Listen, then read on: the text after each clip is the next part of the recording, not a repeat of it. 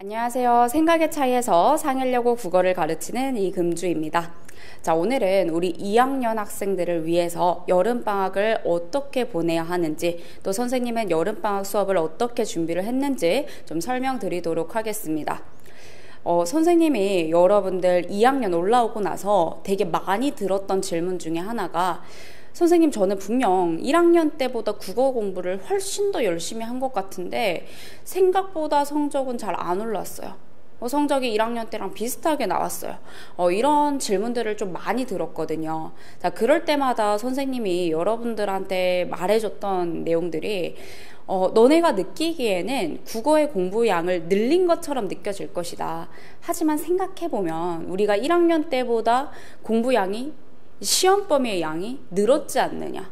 그래서 국어 공부의 총 양은 늘었을지라도 한 작품당 투자하는 노력은 오히려 1학년 때보다 줄었을 수 있다.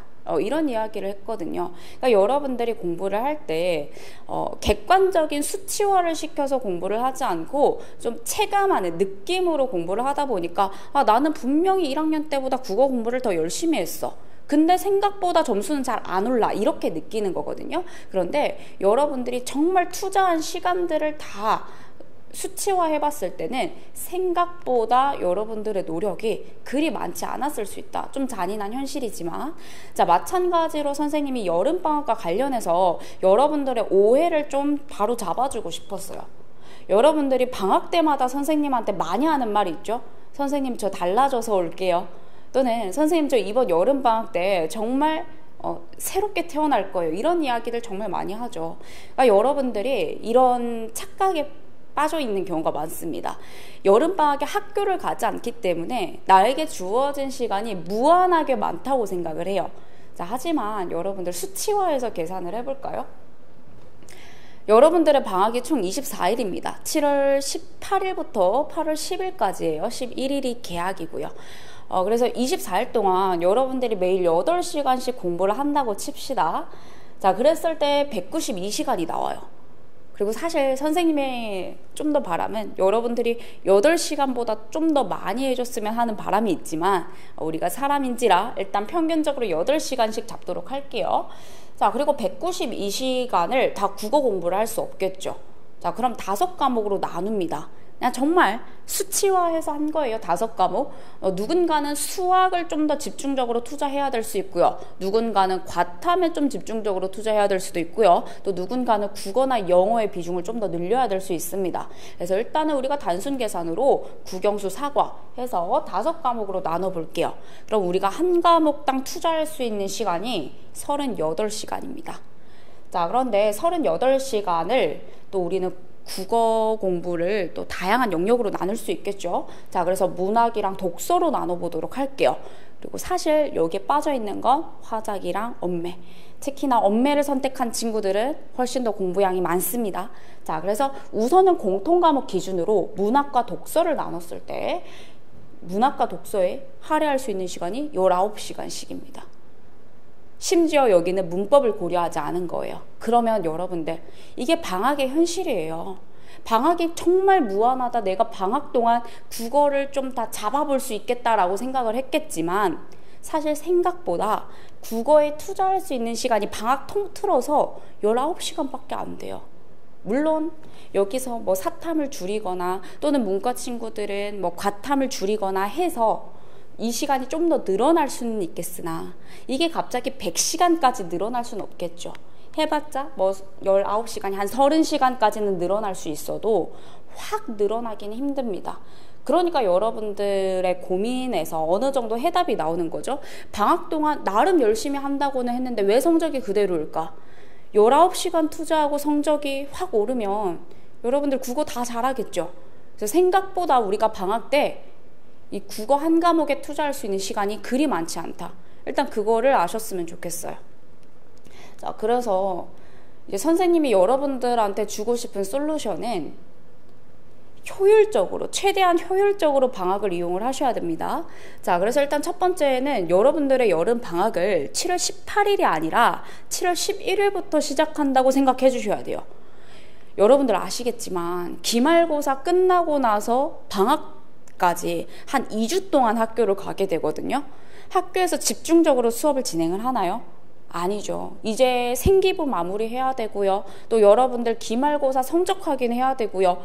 뭐 이러다 저러다 보면 거의 2주가 어정쩡하게 넘어가는 경우들이 많습니다. 근데 여러분들 학교에서는 어쩔 수 없이 그렇다고 쳐도 여러분들의 마인드는 7월 11일부터 이미 방학 패턴으로 시작을 하셨으면 좋겠습니다.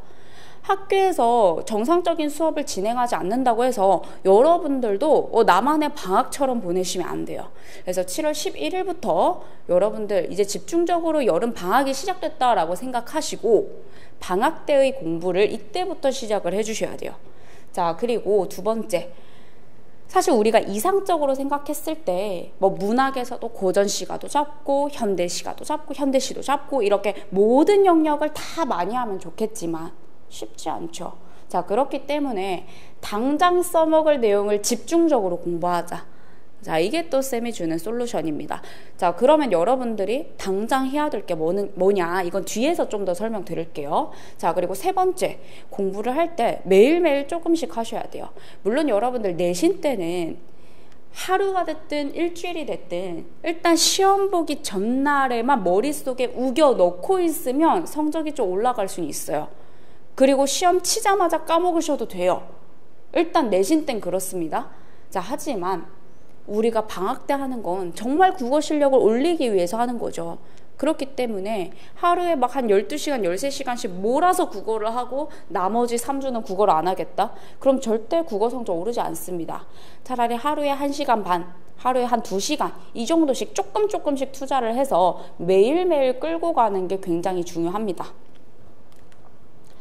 자, 그러면 선생님이 방금 말씀드렸던 당장 필요한 것들만 하자라고 한 게 일단 당장 2학기 내신과 이어질 수 있겠죠.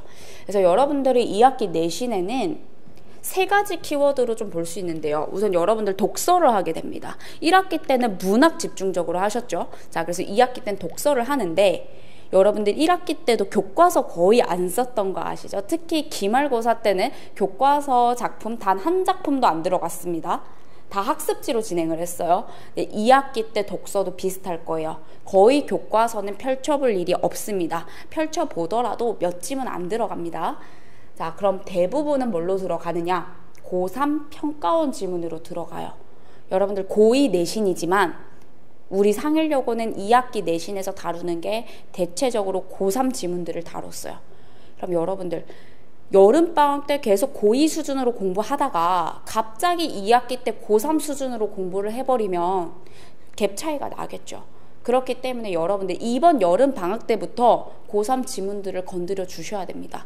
그래야 여러분들이 2학기 때 그래도 목표하는 성적과 가깝게 받을 수 있어요. 자, 그리고 또 평가원 지문이 그대로 나오는 게 아니라 학교 선생님들 스타일대로 또 지문이 응용될 수 있어요. 예를 들면 원래는 평가원 지문이 5문단짜리 지문이었다. 그런데 학교 선생님들께서 밑에 한 2문단 정도를 더 추가해서 지문을 새로 쓰실 수 있어요. 실제로 그렇게 나왔습니다. 지금까지. 자, 그래서 여러분들한테 직접 보여주고 싶어서 작년 2학기 중간고사 시험 범위를 좀 들고 와봤어요. 그래서 고3 6월 모의고사 지문 2개 들어갔고 또 24년도 수능 지문 24년도 또 6월 모의고사, 또 23년도 수능, 22년도 수능, 21년도 6월 모의고사, 수능과 고3 모의고사 싹 다 평가원 지문들입니다.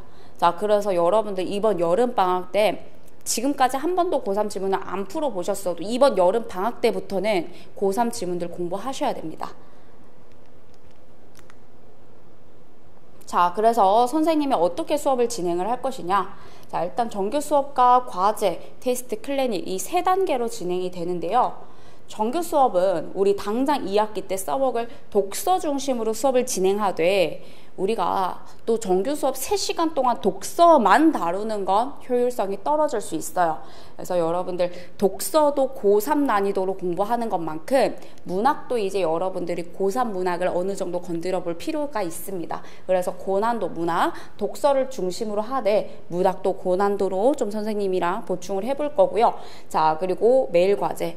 자, 이제 선생님 커리를 좀 꾸준히 따라왔던 친구들은 알 거예요. 우리 방학 때 할당량이 매일 정해져 있죠. 데이 1부터 데이 6까지 매일매일 풀어야 되는 지문들이 정해져 있습니다. 자, 그래서 여러분들이 전 영역, 여기에는 문학과 독서, 그리고 언매와 화작이 다 들어가 있어요.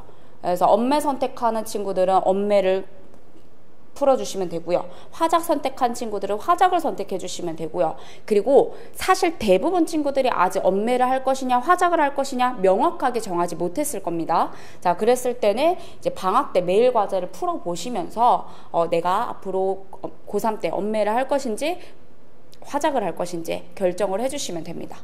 자, 그리고 세 번째로 우리 클리닉 시간을 이용해서 주 1회 미니 모의고사를 볼 거예요. 이제 여러분들 모의고사 성적도 중요한 때죠. 그래서 지금부터 모의고사 신경 써주셔야 됩니다. 그래서 이제 주 1회씩 학원에 와서 딱 시간을 잡아놓고 미니 모의고사 80분 동안 풀 모의고사로 풀기에는 좀 부담이 있기 때문에 매주 1회씩은 미니 모의고사 한 40분 정도로 시간을 잡고 모의고사를 진행하도록 하겠습니다. 자, 그리고 여러분들 선생님 방학 수업 한 번이라도 들었으면 이제 이 이벤트 뭔지 아실 거예요. 자, 인사이트북 이벤트 이번에도 진행을 할 거고요. 사실 좋은 피드백들이 되게 많았습니다.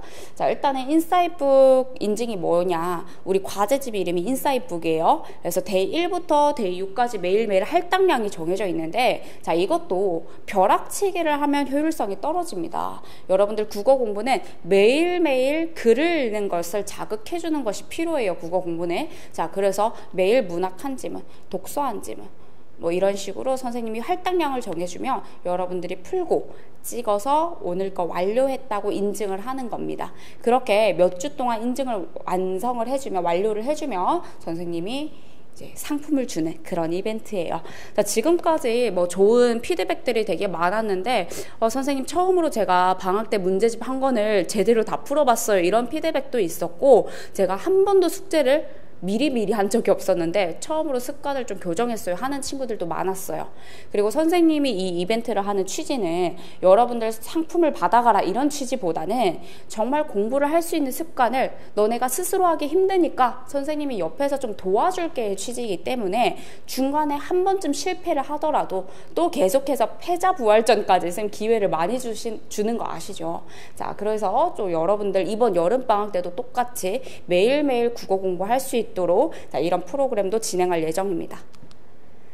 자, 그래서 이건 아까 보여드렸던 챕터인데, 우리의 여름방학은 남들보다 일주일 빠르게 시작하자. 그래서 우리 여름방학 수업도 7월 11일 있는 주부터 바로 시작을 할 거예요. 그리고 당장 써먹을 내용 집중적으로, 그래서 일단 독서를 집중적으로 하되, 또 여러분들이 앞으로는 또 문학도 필요하고 또 다른 영역들도 필요하기 때문에 과제에는 전 영역들이 다 들어있고요. 우리 수업 시간에는 독서와 더불어서 좀 어려운 문학 파트까지 같이 볼 겁니다. 자, 그리고 과제를 통해서 매일매일 조금씩 국어 공부할 수 있도록 쌤 구성을 할 거고요. 자, 우리 정규 수업 시간에 내신과 동일합니다. 그래서 토요일에는 9시 50분부터 12시 50분에 한 타임 있고, 또 저녁 6시 50분부터 9시 50분, 자, 일요일에는 12시 50분부터 3시 50분까지 이렇게 세 타임 있습니다. 세 타임 모두 수업 내용 동일하고요. 수업의 수준도 동일합니다. 여러분들이 가능한 시간에 선택하셔서 들으시면 됩니다. 네, 오늘 여름방학에 대한 설명은 여기까지였고요. 선생님이 이제 방학 수업과 방학과 관련해서 좀 잔인한 현실을 보여줬어요. 우리의 시간이 그리 많지 않다는 거. 그래서 여러분들 짧은 시간이지만 이 똑같은 시간도 누군가는 정말 다른 결과를 다 가져올 수 있게끔 효율적으로 공부하는 친구들이 있을 거고요. 방학 때 나름 열심히 한다고는 했는데 좀 제대로 타겟을 못 잡아서 이게 유의미한 결과를 못 만들어내는 친구들도 있습니다. 그래서 우리가 유의미한 결과를 좀 만들어낼 수 있도록 이번 방학 때 정말 짧고 굵게 효율적으로 선생님과 같이 공부할 수 있도록 하겠습니다. 자, 그럼 오늘 설명은 여기까지 하도록 하겠습니다. 네, 감사합니다.